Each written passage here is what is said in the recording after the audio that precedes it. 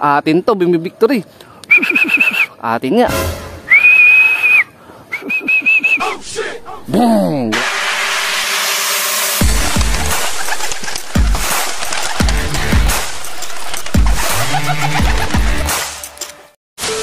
Good day mga ka-EA! Support today's video, abangan ng ating training Mabitak Laguna. So ang update, nandito tayo ngayon sa ibabaw ng bubong para makita actual kung saan bandang direksyon nanggagaling yung ibon natin pagka tumutumbok sila ng south training o south race natin. Pero madalas kasi itong area na to, dito madalas si Miss Puyo bumubulusok papunta nga dito sa may baba sa ating flyers loft. So nandun si future lady pansir natin, sabi ko stay lang siya dyan, siya mag-i-stick ng ibon papasok sa loft. Joke lang, kasama lang natin siya mag-abang. So yun no, good luck nga pala at congrats sa lahat na nakapagpaklakar kahapon, especially mga nakapagpa-daybird ng Tacloban final lap ng mga iba't ibang mga club, small club, big club. Yan, congrats sa inyo lahat. So ngayon, continuation ng pag-aabang ng mga kalapatids natin, day 2, final lap Tacloban. So tayo, under training, uy, may nalipad na dito sa ating bato. O napadaan lang.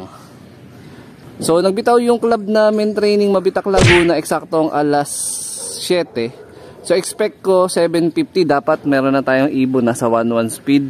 Up to 1,000 speed ang computation ko sa ganong klaseng oras. Ayan, so time check muna tayo, 7:45. So 5 minuto na lang is in-expect ko na dumating na si Miss Puyo.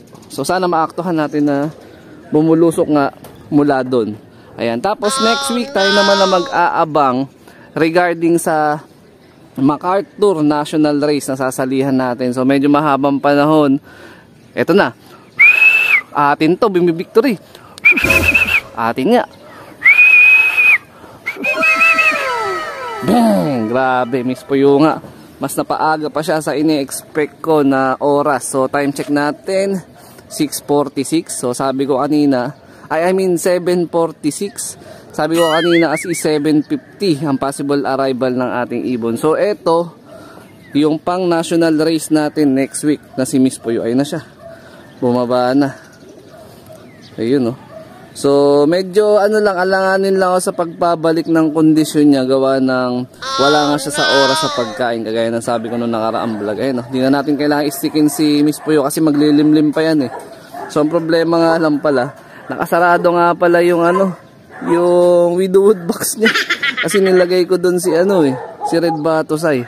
Ayun, so meron na tayong isa, 1 out of 3 na tayo mga kalapatid. So meron na lang tayong inaantay ng dalawa.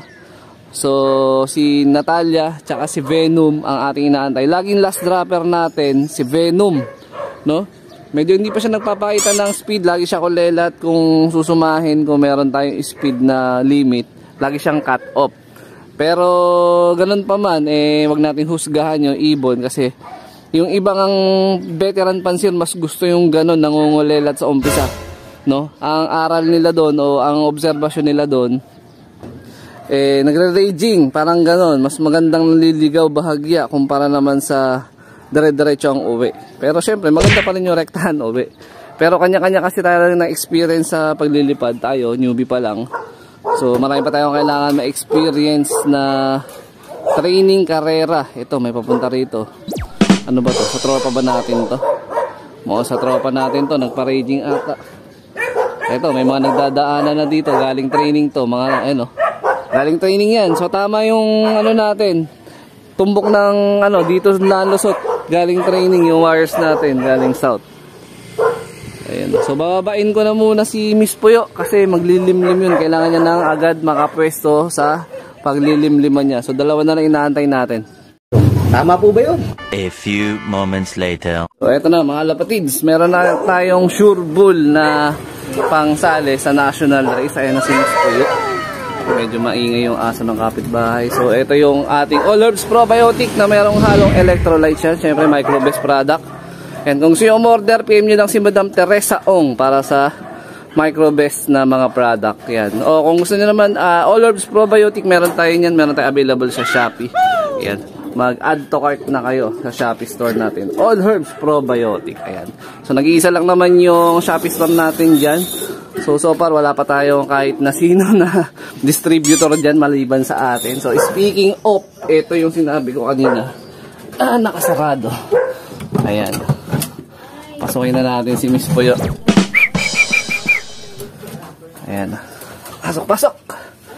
Ayan, may sureball na tayo na pangkarga sa Webes. Next week yan, national race. Pero update ko kayo from day to day kung ano yung possible na outcome sa possible pagbabalik ng kondisyon niya. Kung magiging 100% ba siya during pagkarga natin ng Webes National MacArthur Race o halanganin tayo. So yun, update ko na lang kayo mga kalapatids. So eto na mga kalapatids, kakadaldal natin. Nandito na rin pala si Natalia. Ayan siya. Kabuntutan lang siguro, ahead lang ng mga 3 to 5 minutes si Miss Puyo. Ayan na si Natalia. So second dropper natin, walang pagbabago sa pagkakasunod-sunod ng ating ibon. So natin Miss, si ano na lang, yung kulay itim na si Venom. Ayan o, so, isang ibon na lang, tapos possible after 3 weeks baka ano na, derby na rin agad sa amin dito sa SJDM RPA. So meron pa tayong possible na 2 na panlaban. So sana magtuloy-tuloy lang yung gantong speed ni Natalia, tsaka yung pauwian ni Venom is mag-improve. Meron pa tayong panlaro sa summer na diverted ng South. Yan. So good luck sa lahat ng meron pauwian ngayon at dun sa mga magpapauwi galing Tacloban, Leyte. Speaking of, so kagaya na sabi ko, dapat mag-improve na si Venom. So eto na si Venom, ayan siya. So 5 minutes din ang ahead ni Natalia versus sa uwian ng ating last drop. So yun, kagaya ng sinasabi ko, wag nating husgahan ang ating mga warrior. Pagkasimula 2 hanggang 3 training, nangungulilat ang ating warrior. So sa halip, dapat i-improve din natin yung pagkukondisyon tsaka obserbasyon para sa ibon. Para kung ano yung possible na kailangan pa niya, is maibigay natin para ma-develop at tsaka mag-improve nga yung performance niya. So yan, no? Kompleto na tayo. 3 out of 3 na tayo. So positive na hen etong si Venom. Ayan, actually pinaparisan din siya ni Red Batos ay kagaya na nakikita nyo. Ayan, naglalandian yan. Kahapon ko pa nakikita yung 2 na yan eh. Pagka naglilimlim si Miss Puyo, sumasalisiyan si Red Batos ay. So marahil dito ko natatapusin yung video na to. Ayan, shoutout sa mga solid supporter natin dyan. Siyempre huwag kakalimutan mag-like, comment, and share. At mag-subscribe. Medyo may napansin lang ako dun sa may bandang dulo. Yung isa nating YB, medyo hindi maganda yung pinapakita niya. So hihiwalay ko na siya agad para maobserbahan ko na yung possible na treatment na ibibigay natin sa kanya. So ingat mga kalapatids. Keep safe.